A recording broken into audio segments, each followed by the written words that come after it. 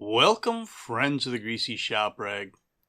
Today we're going to take a look at a Husqvarna 345FR brush cutter. Customer complaint is that it won't start. You can see I've got the spark plug out and was testing it for spark. And I had previously confirmed that we had an ignition coil problem. I just don't have that footage. So we're going to pick this up after having ordered a new coil and now installing it. So this is really kind of easy on this machine. You know, sometimes you gotta split the power head from the shaft to access the coil, but on this big brush cutter you can see the coil is right behind the starter. It's the way they should all be designed, in my opinion. So we do have to move a few things out of the way. We got the starter off of there. We got that top cover off of the engine. And then this muffler heat shield has to come off as well. Just like that. I mean, this coil looks like it's kind of tucked right in there, doesn't it? A couple of screws hold it in place. There we go. We harvested one coil.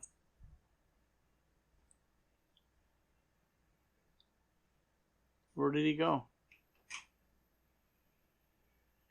Oh, we got our gap gauge for our new ignition coil. Here's the part number for that coil. A little fuzzy, but I think you can read it. So our gap gauge is 0.3 millimeter. And, you know, a lot of people use a business card or whatever. This metal gauge seems to work pretty good because it doesn't compress. So here I'm just kind of get my bearings a little bit and orient which way this gets bolted in here.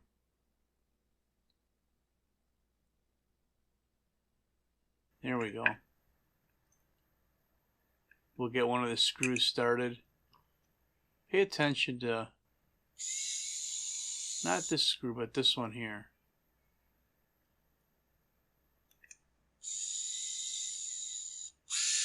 Doesn't really seem to be catching the threads. There we go. You know, I've gotten a lot of comments about how I'll just throw a screw in the bit driver and start threading it in without really getting any of the threads lined up ahead of time and maybe taking a chance on stripping the threads.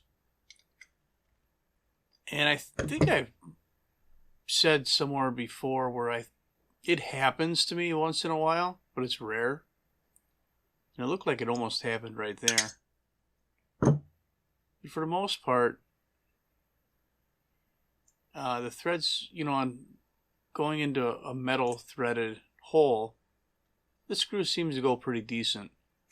Going into plastic, sometimes you want to run the screw gun backwards till the threads catch and then move it forward.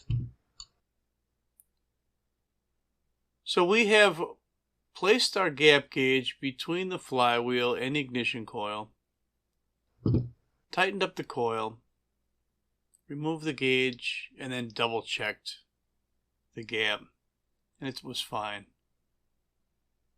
So now our high tension lead gets pushed into this nice little recess for it. I mean, that couldn't be better for protecting that wire. Really kind of a nice setup they got going on there. Pretty well thought out design. And this cutter has been around for a while. It's been a robust model. I don't know why this coil went out on us. This thing isn't that old. You can see how clean it is. Stuff happens. I mean, we tested the ground on the coil and we tested the switch, and it wasn't any of those things. The coil definitely is the problem. So here we were trying to get the starter lined up before we crank it down. You can see it's not quite flush. And in fact, there's a tab on that engine top cover. So I want to leave that screw out because I actually have to slip that tab behind that screw. We'll get the other three tightened down though.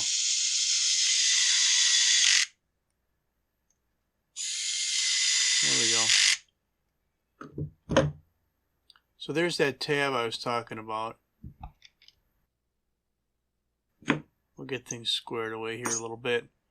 I got my gallon of bar oil sitting on the bench to kind of balance the saw on that bicycle handlebar. Confirming that we have spark, and we do. We're happy about that. Might as well run that spark plug in the hole right away.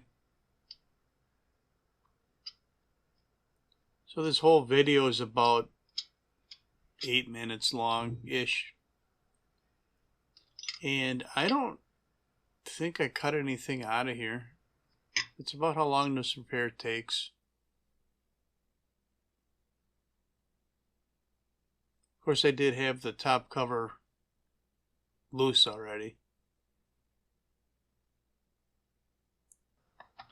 This is a nice fit. Clean design. I really like these brush cutters. I don't like running them, but I like working on them.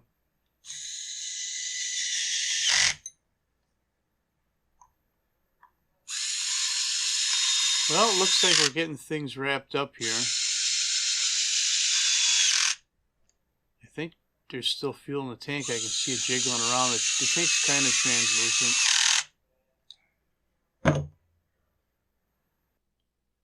Alright, well, we're going to try and start this thing up, and if it runs, then that's all I'm going to have for you on Husqvarna 345FR brush cutter that needed an ignition coil.